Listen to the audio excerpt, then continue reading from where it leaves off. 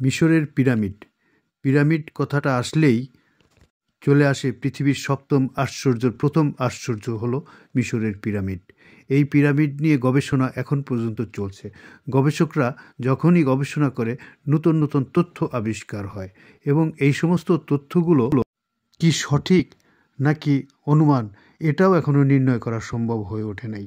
নতুন নতুন কক্ষ আবিষ্কার হচ্ছে, কিছু কিছু কক্ষতে রোবট পাঠানো হচ্ছে। সেই রোবট সেখানে গিয়ে যে তথ্যগুলো আবিষ্কার করছে সেই তথ্যগুলো নিয়ে গবেষণা চলছে। সবচেয়ে বড় বিষয় হলো এত বড় নির্মাণ কার্য কোন শ্রমিকদের দ্বারা সংগঠিত হয়েছিল, এই বিষয়গুলো এখনও আবিষ্কার করতে পারে নাই। বিস্তারিত দেখুন ডেস্ক রিপোর্টে, যা আপনাদেরকে অবাক করে দেবে। এই 4500 বছরের পুরনো পিরামিডের ভেতরে কি ছিল তা দেখার জন্য গবেষকরা পিরামিডের ভেতরে একটি রোবোটিক ক্যামেরা পাঠান, যা এক জায়গায় থামে কারণ এর সামনে একটি পাথরের স্ল্যাব ছিল। গবেষকরা বিশ্বাস করতেন যে এই স্ল্যাবের পেছনে অবশ্যই কিছু গোপন রহস্য লুকিয়ে আছে। তাদের যে কোনো মূল্যে এই রহস্য জানতেই হবে। তাই তারা রোবটের সামনে একটা ড্রিল মেশিন স্থাপন করেন, যা সেই পাথরের স্ল্যাবে একটি বড় গর্ত করে। রোবোটিক ক্যামেরাটি স্ল্যাবের অন্য পাশে একটি গর্ত করে। এখানে এমন একটা দৃশ্য আছে যা গত 4500 বছরে কেউ দেখেনি। সেই স্ল্যাবের পেছনে কি ছিল আসুন জেনে নেওয়া যাক। মিশরে মোট 138টি লম্বা পিরামিড রয়েছে। এই পিরামিডগুলোর মধ্যে সবচেয়ে লম্বা এবং বৃহত্তমটিকে গিজার গ্রেট পিরামিড বলা হয়। একটি অনুমান অনুসারে এই পিরামিডে মোট 23 লক্ষ বড় পাথর ব্যবহার করা হয়েছিল, যার মধ্যে অনেকের ওজন ছিল 50 টনেরও বেশি।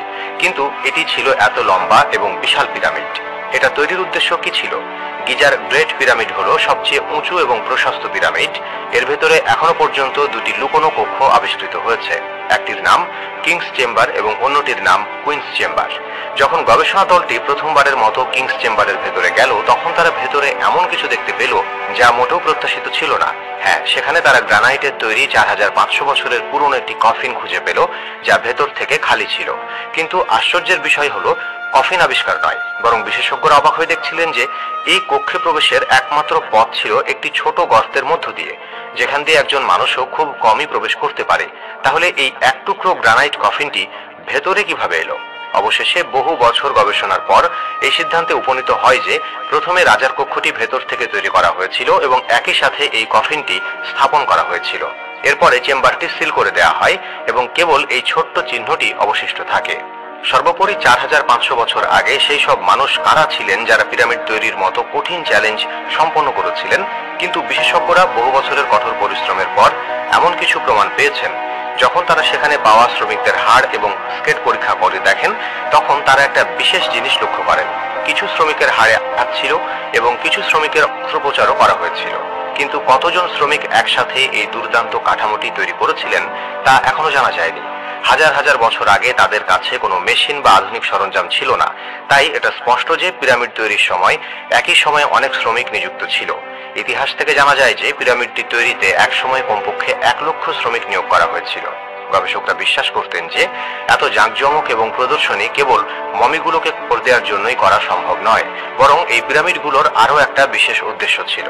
এই উদ্দেশ্যটি জানতে সারা বিশ্ব থেকে অসংখ্য মানুষকে এই উদ্দেশ্য সম্পর্কে জিজ্ঞাসা করা হয়েছিল এবং এই সিদ্ধান্তে উপনীত হওয়া গেল যে পিরামিডের উদ্দেশ্য ছিল মানুষ দেবতা বানানো। কিন্তু আজ পর্যন্ত পিরামিডের আসল উদ্দেশ্য কি, এটাই ছিল নাকি অন্য কিছু, সে সম্পর্কে কোনো প্রমাণ পাওয়া যায়নি।